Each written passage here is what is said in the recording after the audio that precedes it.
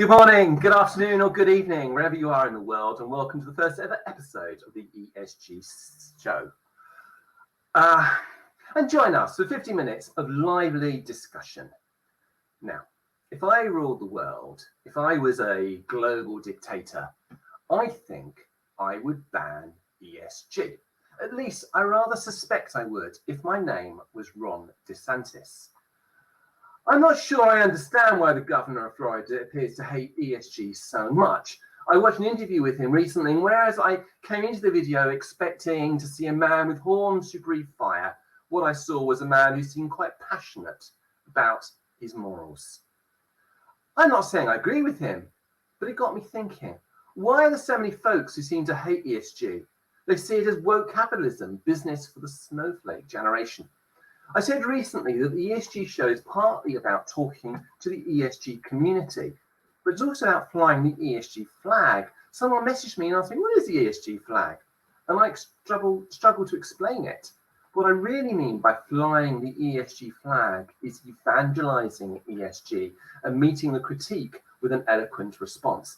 And whilst the ESG show is partly about coming up with practical ideas that ESG professionals find useful, it is also about rehearsing why it matters. And it seems to me that there are two reasons to support ESG. It's part of a risk strategy. Mitigating risk isn't a policy for appeasing sensitive snowflakes who think we should wrap the world up in cotton wool. It is good business. It is surely an integral part of capitalism.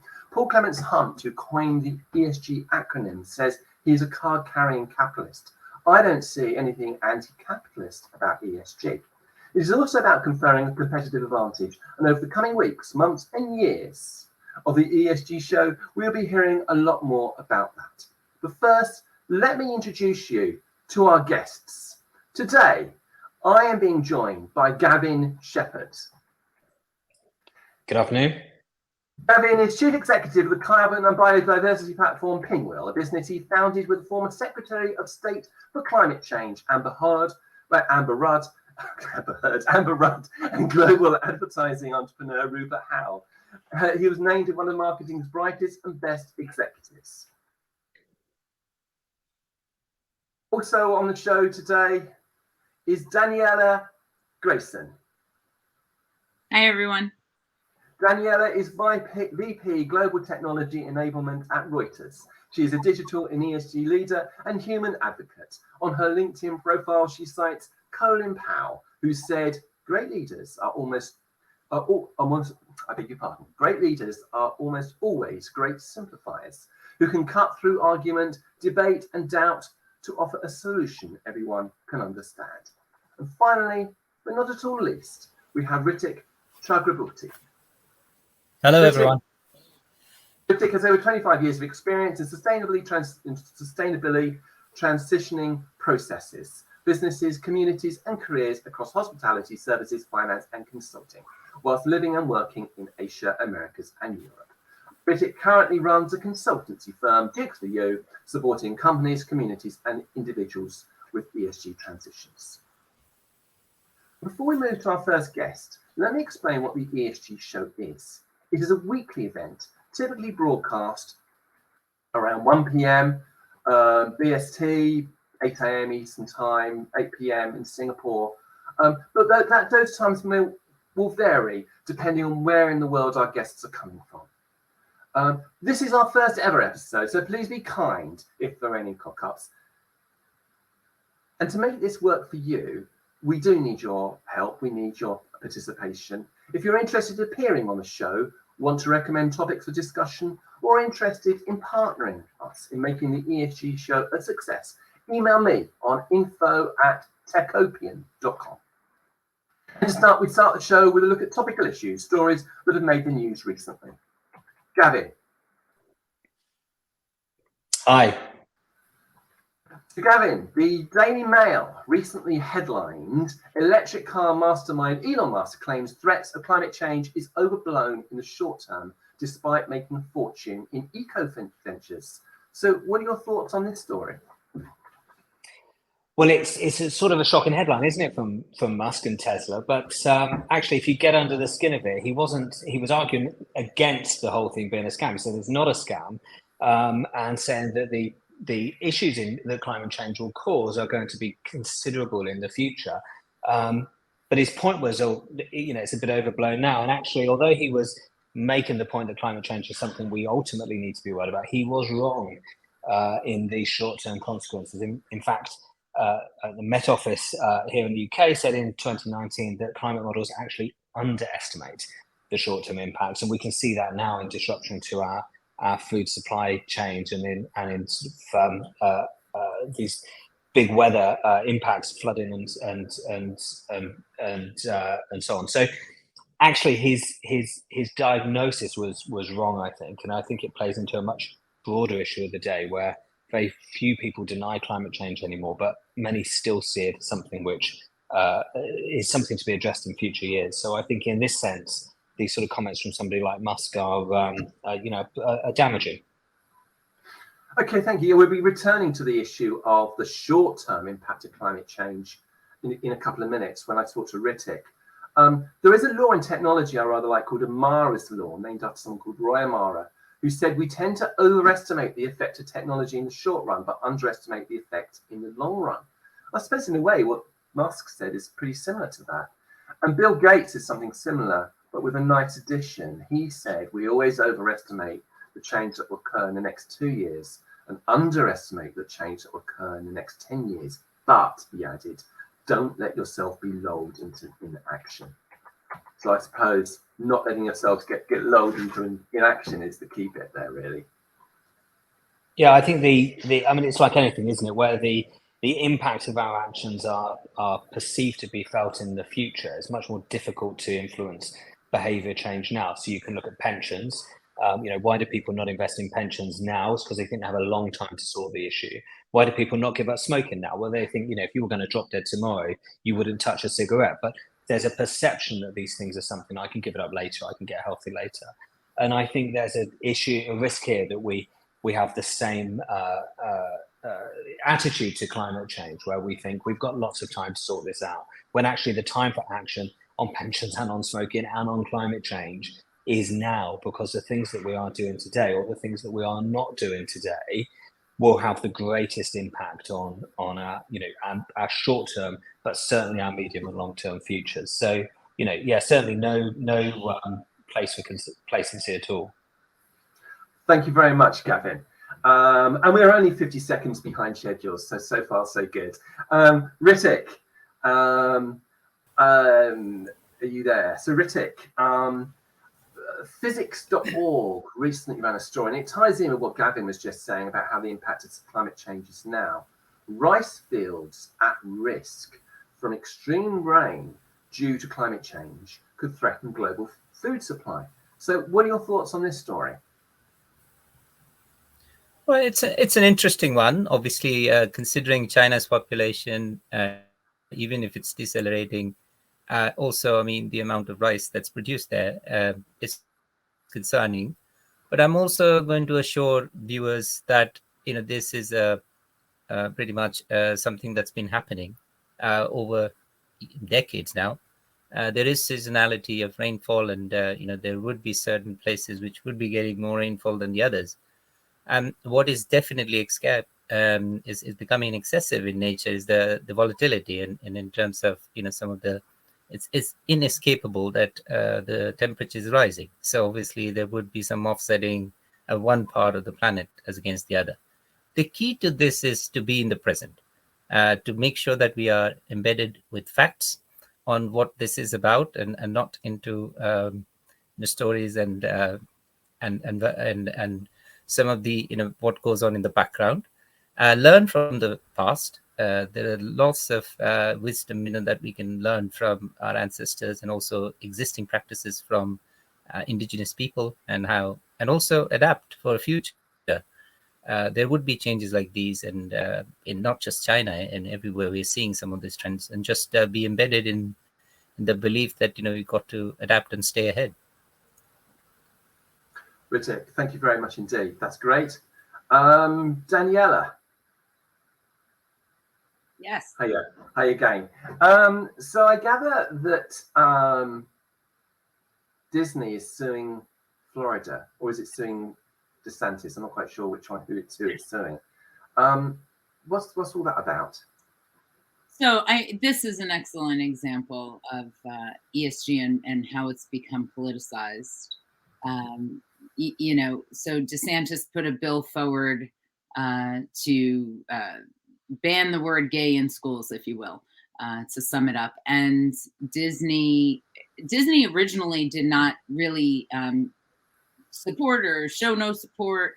They really originally were kind of quiet about it. And then when the Disney staff pushed back, they started to vocalize, and so they opposed the bill.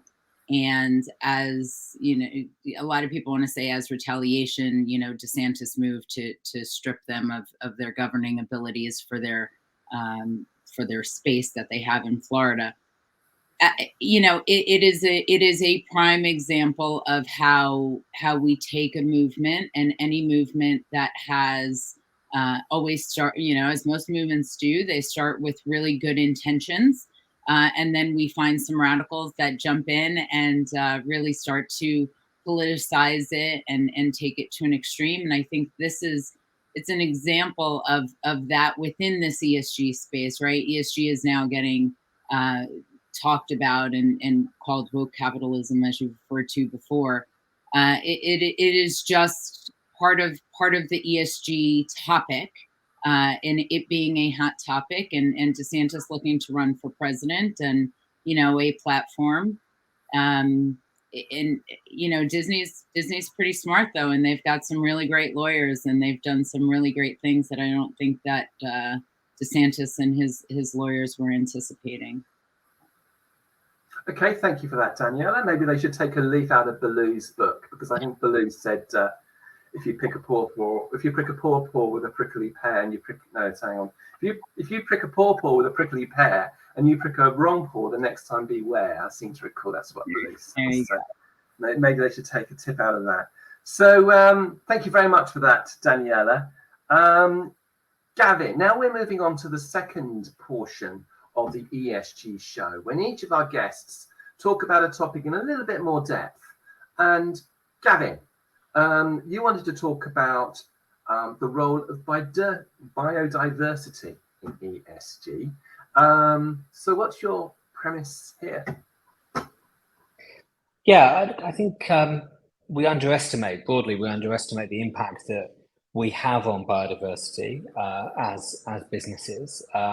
The impact that has on our ability to live on this planet, and the potential of biodiversity to help heal the earth itself. So, we rely on biodiversity most immediately for our food and water systems, but also to regulate our climate by, it's kind of like delicate ecosystems.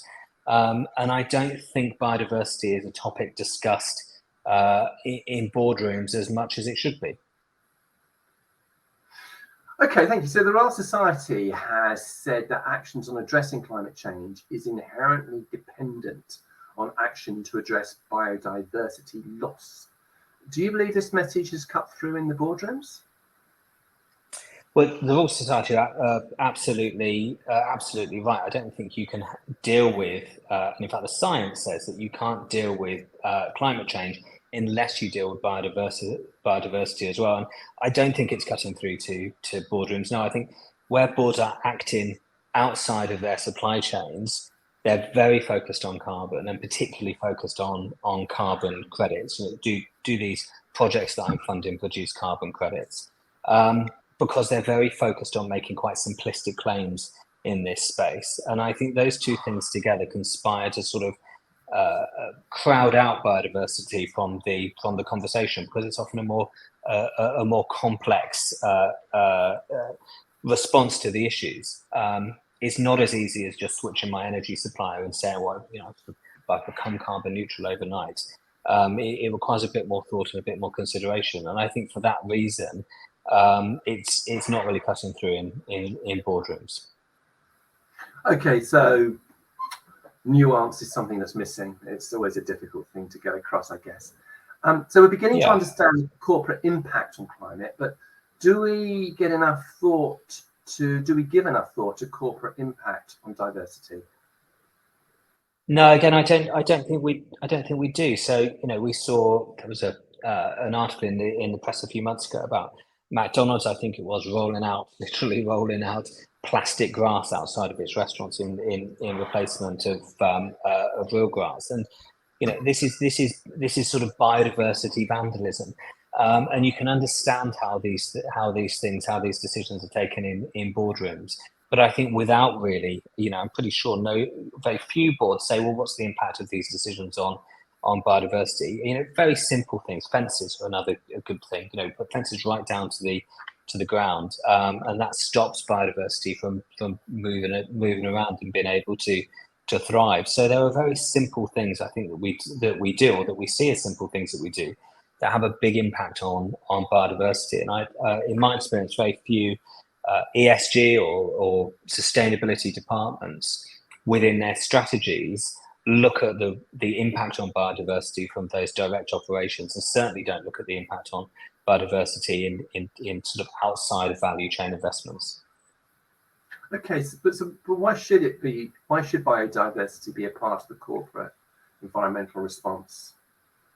Well, we rely on it for the systems that sustain human life, for our food, for our water, but also to regulate our climate. So if we're talking about, short, medium, and certainly long-term risk for businesses, risk to biodiversity is a very real risk to doing business, to life on Earth as we know it. But this is also about, the S in ESG about being a good force for good in the world for our people. Do we, even if we could live on this planet without broad biodiversity, which we can't, do we want to? And so much of the biodiversity that surrounds us drives human health and happiness. And I think for that alone, businesses should be taking this really seriously. Okay, and what about the consumers? Where are they on this? Do they expect businesses to intervene? They're way ahead of businesses on this. So 98% of consumers think that businesses have a responsibility to act in a sustainable way, and in a way that treads lightly on the planet. And for 26% of consumers, biodiversity credentials justify higher prices. For a third of consumers, they are more likely to choose a product that has good biodiversity credentials. I mean, we see this at Pinwheel. 70% of the projects that are chosen on Pinwheel, so businesses fund projects via our platform, 70% of consumers and staff choose biodiversity projects on Pinwheel. So we can see people really voting for with their feet. Okay, thank you. And what about advice? What advice would you give to the ESG teams listening to this? Where do they start? I would say the same as I would say for carbon. Adopt a contribution mindset, not a compensation mindset. So, ask yourselves, instead of how can we cancel out the damage that we're doing, ask yourselves, what is the biggest contribution we can make on the health of the planet around us? And that will take you down a road that removes legacy carbon from the atmosphere, but it will also take you down a road that protects and restores biodiversity. Include biodiversity in your internal operation risk analysis, and the changes that you're making in your supply chain to make yourselves more sustainable, but also think about it as part of your outside of supply chain strategies. What am I investing in? And look at biodiversity projects as part of that. And that may mean resisting the temptation to just fund things that come with a carbon credit, because I think that's a red herring, which is damaging for business and damaging for the planet.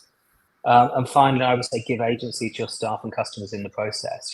You can drive return on investment for your brand by funding these really super powerful projects, but only if you actively involve your customers and your staff in that process. If you do that, you'll get a return on that investment, which will mean you'll be able to justify higher investments in the future, which has really good impact on your business, but it has really good impact on the brand as well.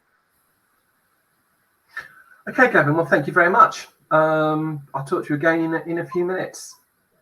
Thank you. Rittick, are you with us? Hello again, Rittick. Yes. Hi. So anecdotally, I often hear that younger people I guess, Generation Z are especially pro ESG. And as the population ages, labour shortages will persist. Ergo goes the argument, you need ESG to remain competitive in the labour market.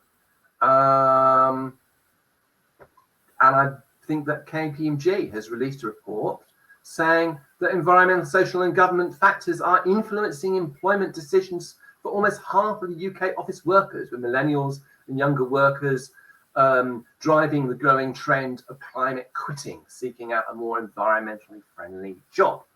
So as a professional who advises companies with sustainable transitions, I wanted to know about your thoughts.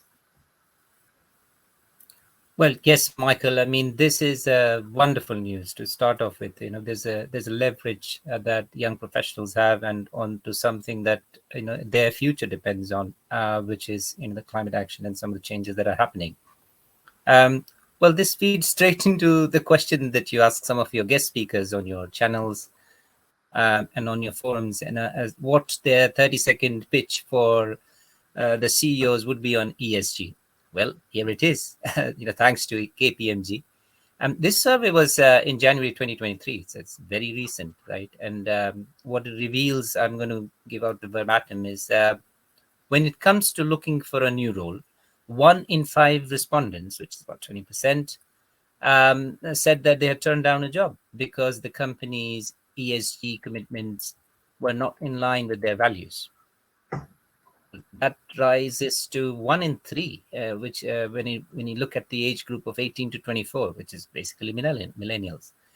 And by 2025, 75% of the working population will be millennials. And we're obviously talking about UK data here, meaning that they will need to have credible, all of these companies and corporations need to have credible plans to address ESG if they want to continue to attract and retain this growing pool of talent.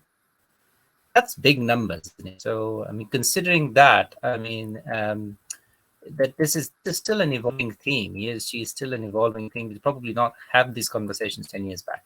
But it's pretty powerful, yes. Okay, so it's gaining importance to the workplace, right? So ESG is mattering more and more in your employment strategy. Oh yeah, absolutely it does, and I'm very pleased because this is very close to my heart, and in terms of talent development and nurturing talent. So the importance of ESG in workplace is a very interesting one. But just before we get there, we also need to call out that most businesses and the workplaces, our workplaces, exist because they need to make money, and how it is seen to be making money essentially has a branding aspect to it. To its customers, to its shareholders, as well as within the employee groups. It is about how people feel being associated with a brand. So if a company is oriented towards profits, it has to protect its brand.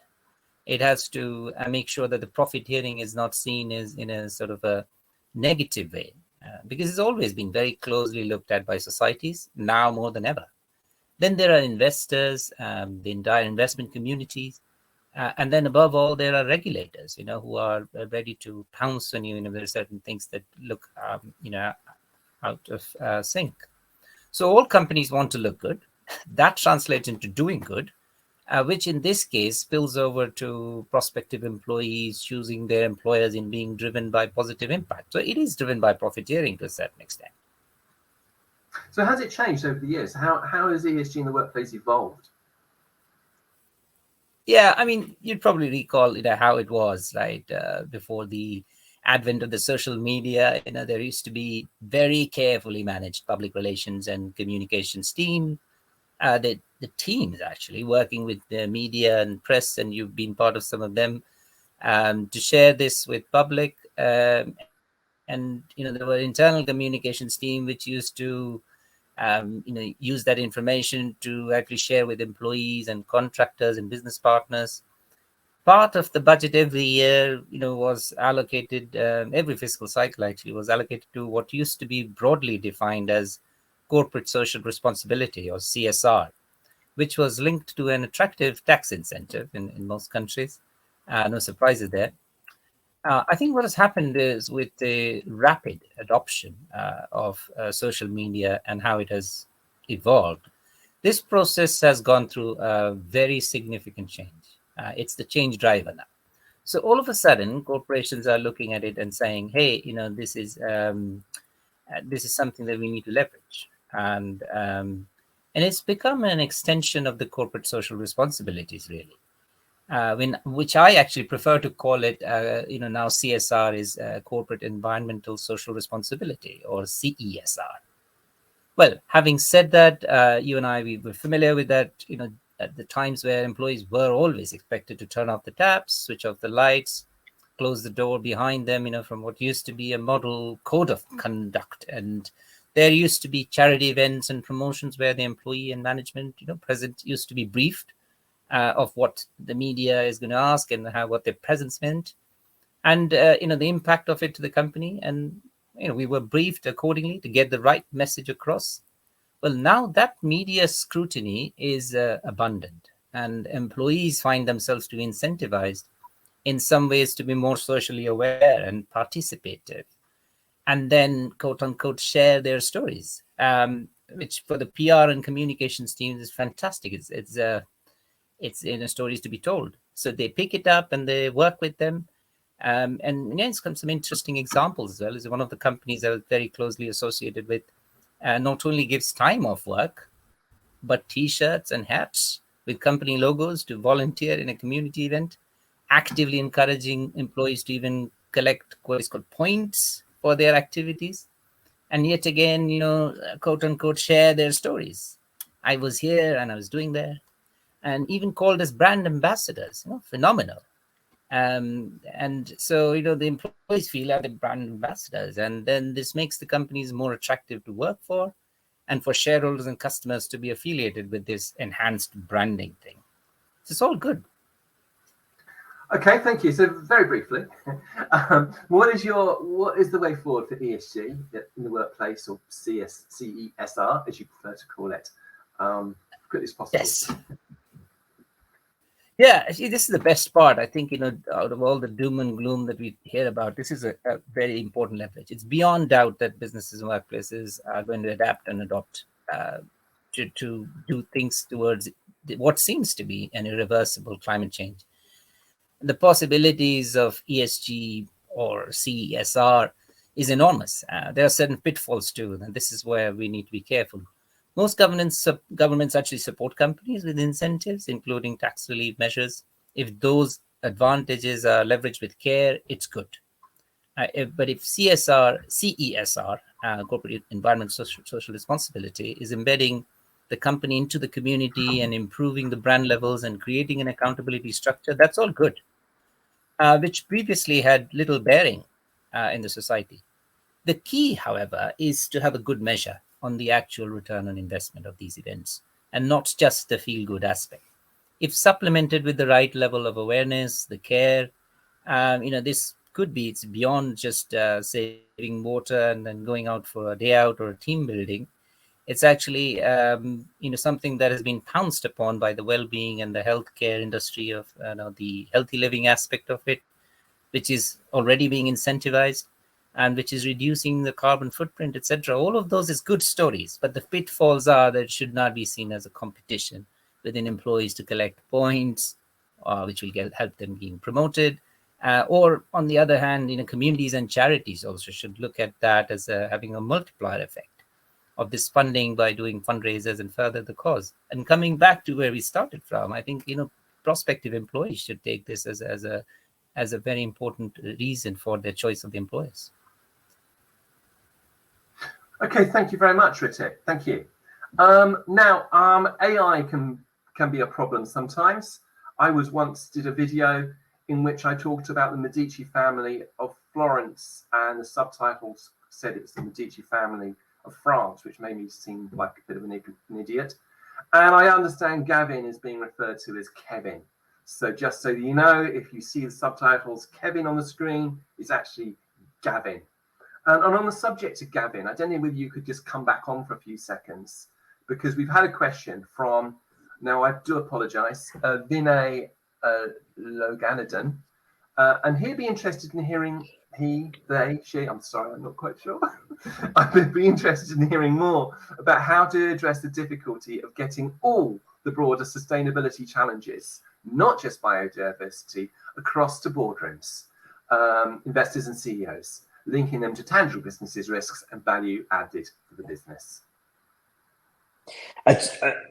Thank you. A really interesting question. I think you've sort of answered it yourself in when you say linking them to tangible business risks and value adds for businesses. I think, you know, where ESG, in our experience, where ESG practitioners see ESG as beyond accounting, beyond the sort of the box ticking and the reporting, and see it as being linked specifically to the bottom line of the business, and to, as Rittick was talking about, to the business's brand value and its ability to recruit and retain staff, its ability to recruit and retain customers, and all of the value that adds, then I think they are well on the way to engage in boardrooms and shareholders with those issues. I think engagement is something which is super important, which is often underplayed. It's seen as something which is, ESG is seen as something which is done by a small group of people within the organisation.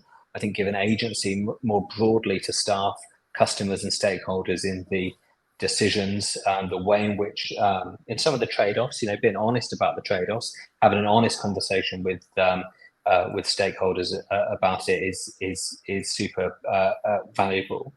And I think, you know, prioritizing things that really do make a difference and then evidencing the difference that has been made.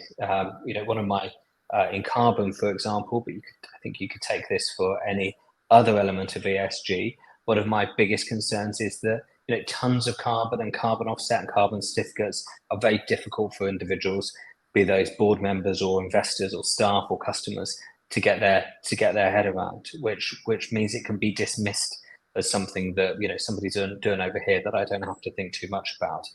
So I think talking about it and addressing it in real and meaningful terms really does make the difference of engaging people. That's something we certainly we see in our business, is where consumers are engaged, for example, then all of a sudden the boardroom are really, really engaged, because they're quite focused on what those people think and about what it is which is shifting those people's opinions of the brand. So I would make that connection for boardroom through staff to consumers, and I think you'll find if you do that on every element of ESG, then you're starting to talk in a language that CEOs and directors and non-executive directors understand and think about all the time. Thank you very much, Gavin. Daniella, are you with us? Yes, I am. Hello again. Hi there. Daniella, I wanted you picked up an interesting topic to talk about, and that is whether ESG is the industrial revolution of today. So, is it?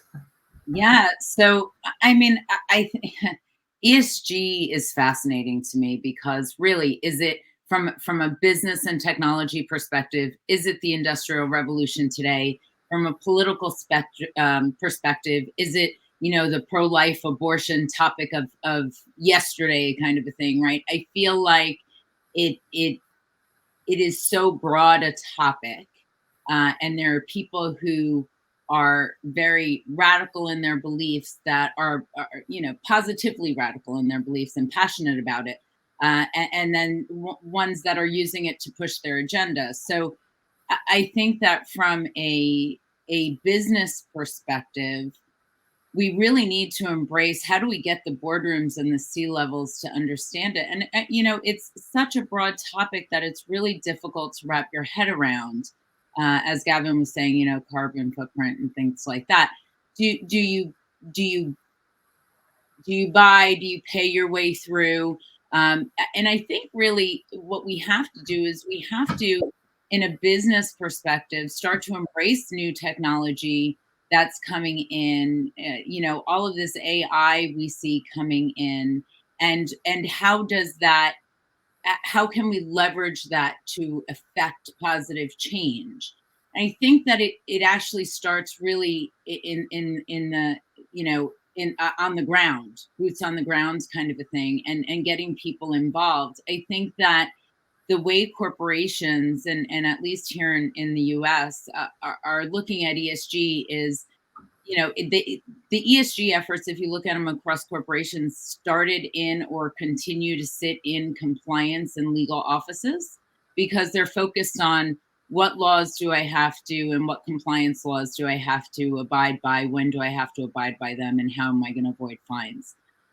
But really, if we look at ESG as a whole and we stop looking at it, and I think that the political piece is that tree hugger movement, right? ESG is a big tree hugger movement, and you have people that are passionate about that and people that are against it. And then the people that kind of ride the middle that are like, well, I don't really want to embrace it, but I'm happy to pay you to go represent me so that way I look like I'm embracing it.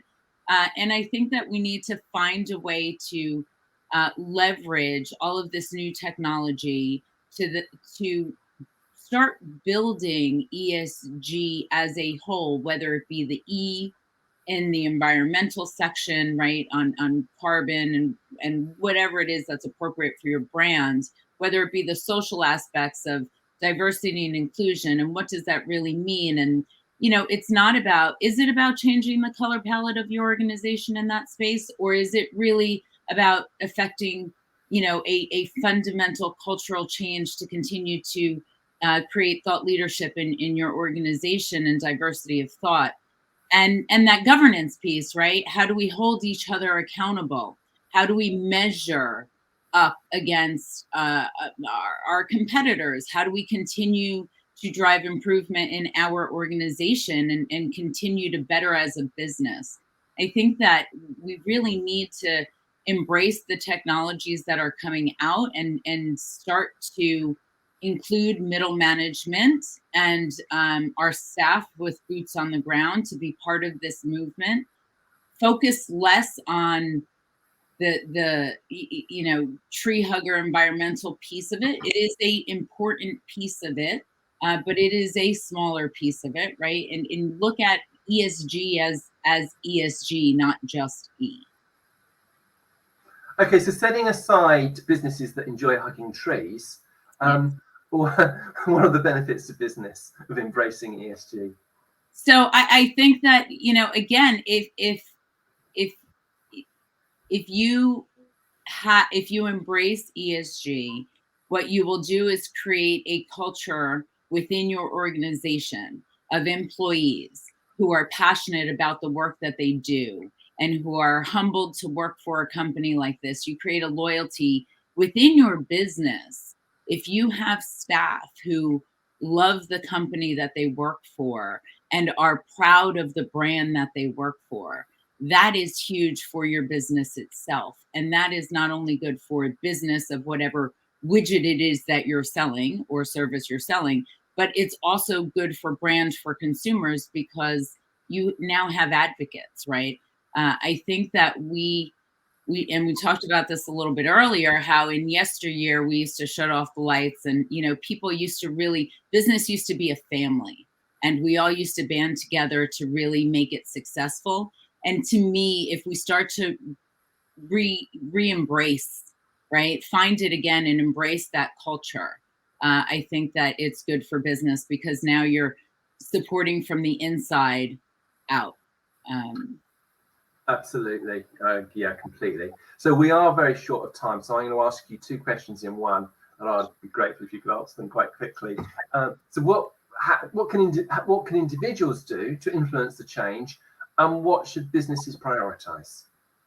So I think individuals and at every level within a business, you should always, keep yourself educated, look and see what's out there and start to think. I think that we need as individuals to empower ourselves and not wait for people to empower us, to think about different technologies that are coming into play or different charities that are happening or initiatives, whatever it is within your individual contributor space that you may find passionate about, and bring that into the workplace and try to create excitement and create influence.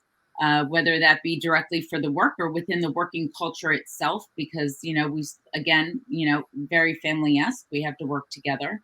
And I think that if we did that, you will see that everybody, it is very strongly my opinion that each individual has an opportunity to affect change, right? I think that we all have to just choose to walk through that door. Okay, Danielle, thank you very much indeed. I'm going to have to move on to the next section now. We are very short of time. Just to tell you very, very briefly about next week. Next week, the ESG show will be broadcast at the same time. That's May the 17th, 8 a.m. Eastern Time, 1 p.m. BST, and 8 p.m. in Singapore. And the emphasis will be on the S bit of ESG.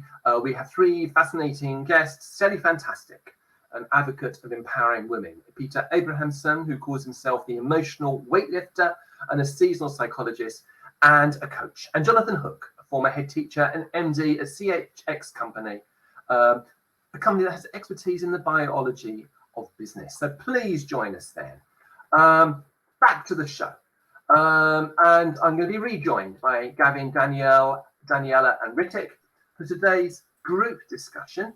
Unfortunately, we do not have much time to discuss this, so we probably will be cut off mid-sentence, so apologise in advance for that.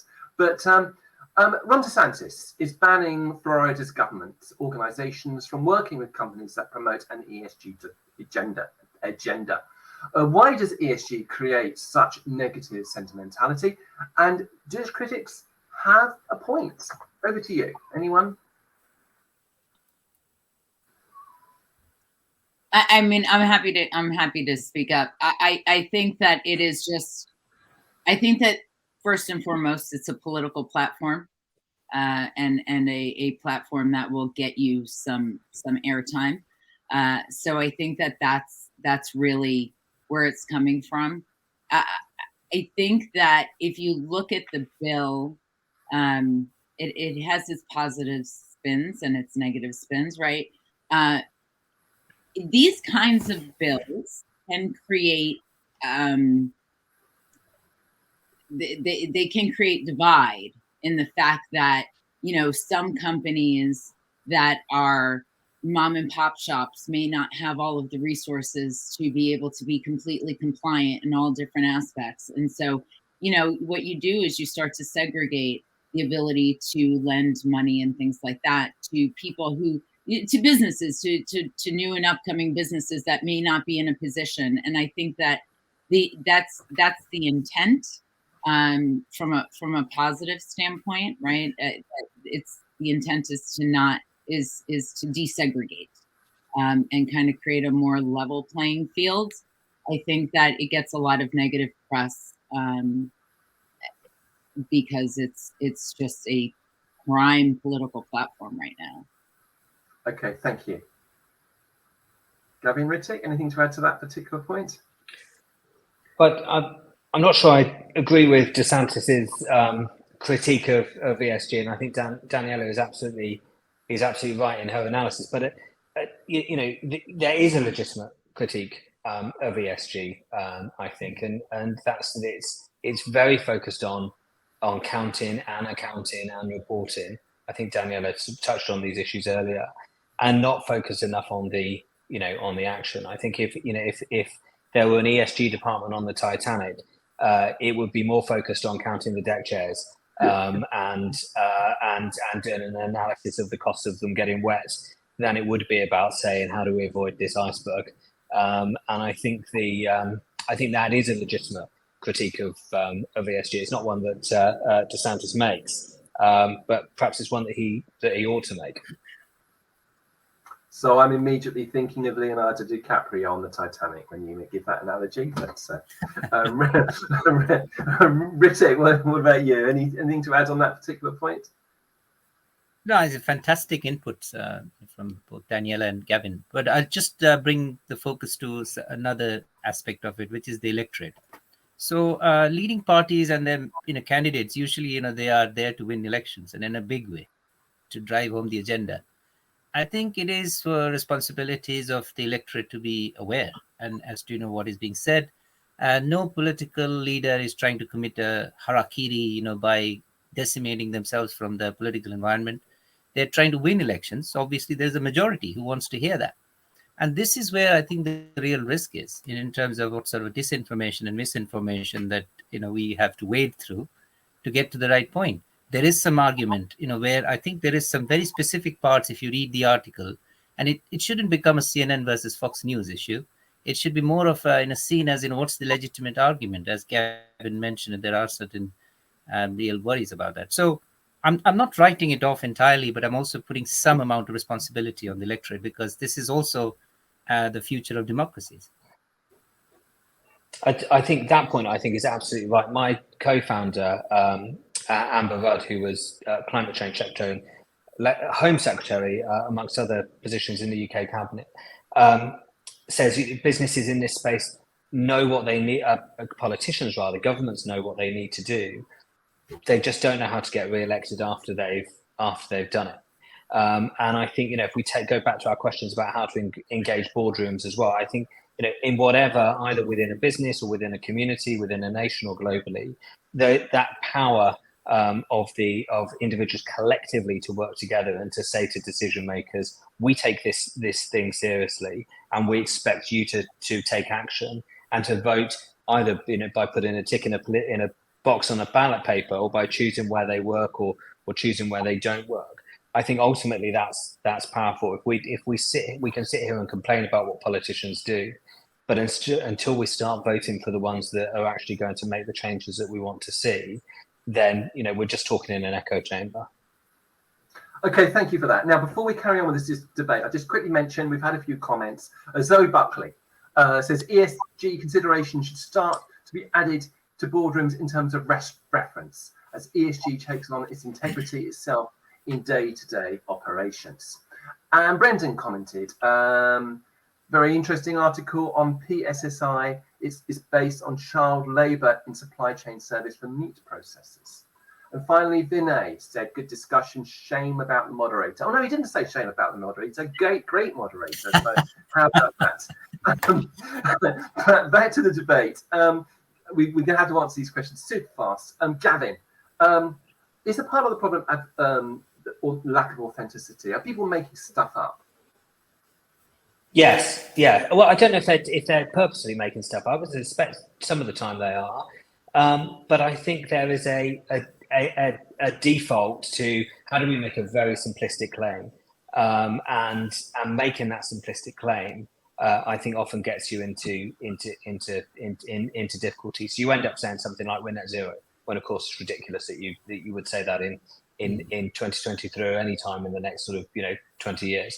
And so I think, yes, consumers are starting and employees are starting to wake up to the realities, and businesses are finding jumping to those simplistic claims has been actually counterproductive and quite damaging. Thank you for that, Gavin. Rittick, you've got 45 seconds to answer this next question. Companies say they offset their carbon emissions by planting trees, but how much of a difference does this make? It is not making a huge difference, unfortunately. There's a Guardian article that's come out recently. It's a market-based solution, so it always would have this commercial tinge to it to make you feel good. But can you imagine you're being allowed to pollute more just because a few people are planting some trees or keeping the forests alive, if they are keeping it alive? Absolutely. Okay. Absolutely right. Thank you for that. And Daniella, 45 seconds for you. US perspective on all of this. Yeah, so from a U.S. perspective, it's super political, and I really, it is definitely the industrial revolution, I think, of the modern age, right? And we should embrace it as such, and find all the value we can add in it. We have to find a way to quiet the political noise, because I truly believe it is also the pro-life political platform for the future here in that space. And I agree with my co-speakers that a lot of this is feel-good tactics, where you're planting trees, or if I pay you to offset my carbon footprint or whatever it is in that case, then I'm still okay because I paid you to go do it. And I think that we need to start embracing it ourselves and walking our own walk. Okay. Thank you, Daniella. We're kind of out of time now. In answer to one question that just come up, we will be talking about ESG for banks and financial institutions. So thank you very much for joining us. Thank you for the guests. And Gavin, Rittick, Daniella, thank you and goodbye. Thank you. Thank you. Have a great day, everyone. Thank you. It was a pleasure. Thank you. Yes. Thank you. Take care. Bye.